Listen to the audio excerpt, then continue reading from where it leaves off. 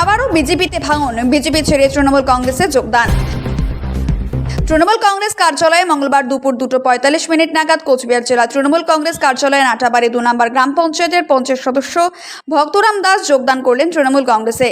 তার হাতে তৃণমূল কংগ্রেসের দলীয় পতাকা তুলে দিলেন কোচবিহার জেলা তৃণমূল কংগ্রেসের সভাপতি অভিজিৎ দেবভৌমিক। শুনব তিনি সাংবাদিক বৈঠক করে কি জানিয়েছেন, পাশাপাশি পঞ্চায়েত সদস্য ভক্তরাম দাস যোগদান করার পর কি জানালেন। 21শে জুলাইকে সামনে রেখে আমরা মনে করুন যে অলরেডি নেমে গেছি। প্রত্যেকটা বিধানসভা ক্ষেত্র ধরে, ব্লক ধরে এবং অঞ্চল ধরে কিন্তু প্রস্তুতি সভাগুলো হচ্ছে।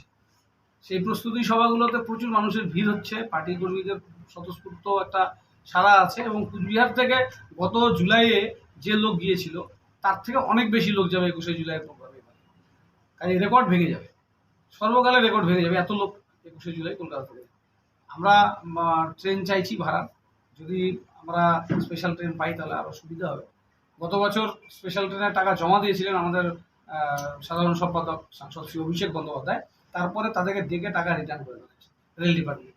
এটা করেছে যে আমাদের মিটিংয়ের লোক কমানো, তাতে হয়নি, হাজার হাজার মানুষ বাস ভাড়া করে নিয়েছে। কাজেই যে কোনো মূল্যে 21শে জুলাইতে এখান থেকে প্রচুর লোক যাবে, এটাই একটা সারা পড়ে যাচ্ছে। এবার কত বাস ভাড়া করছে? বা এক্সাক্ট ফিগার এই মুহূর্তেই বলা যাবে না, আমরা আরও দিন কাছে এলে বলতে পারবো।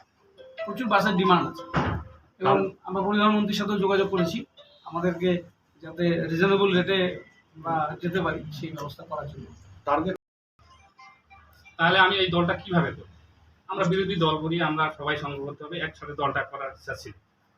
সেখানে দেখি গ্রুপবাজি আজকে, তাহলে আমি দলটা কিভাবে করি? এমনি আমরা যারা আমাদেরকে ভোট দিয়ে জিতাইছে তাদেরকে আমরা কোনো কিছু দিতে পারতেছি না।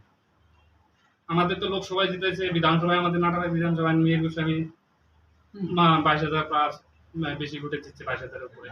তারপরেও আমাদেরকে আমার সাথে আমার ভোটার ছিল এতদিন।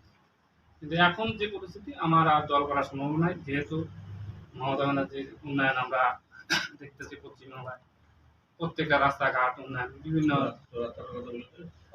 আমার যে বুধে আমার একটা এমন একটা মানে প্রত্যন্ত এলাকা যে আমি বুধে থাকি, সেখানে বর্ষা আসলে মানে সাইকেল নিয়ে যাওয়া যায় না, হাইটা যাওয়া যায় না। সেই রাস্তা আমাদের এই সরকার, তৃণমূল সরকার আমাদের প্রায় 5 কিলোমিটার রাস্তা, কিন্তু 5.5 কিলোমিটার রাস্তা আমাদের তৈরি করেছে। তারপরেও আমরা কিন্তু বিজেপিটা বিজেপিতেই ছিলাম। এখন এই গ্রুপবাজির জন্য আমরা আর বিজেপিটা করবো না। এই মমতা ব্যানার্জির উন্নয়নে আমরা সামিল হবো। দলীয় বিধায়ক কি চেতনা হবে? হ্যাঁ, আমাদের নাটাবাড়ি বিধানসভার বিধায়ক মেয়ের গোস্বামী, উনি তো কোনো কাজ করে না, ওখানে নাটাবাড়ি তো আমাদের সাথে যোগাযোগ করে না। কোনো যে কাজ, সেটা উনি মাসের মাস উনি বেতন তুলছে পয়সা থেকে, এটাই ওনার কাজ। আর কলকাতা যাবে, এটাই ওনার কাজ।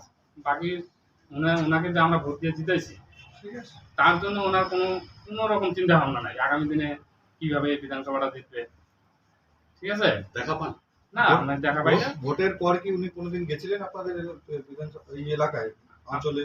আমাদের অঞ্চলে ভোটের পর যায়নি, নাটাবাড়ি 1-এ আসছিল, 4 বছরের পর।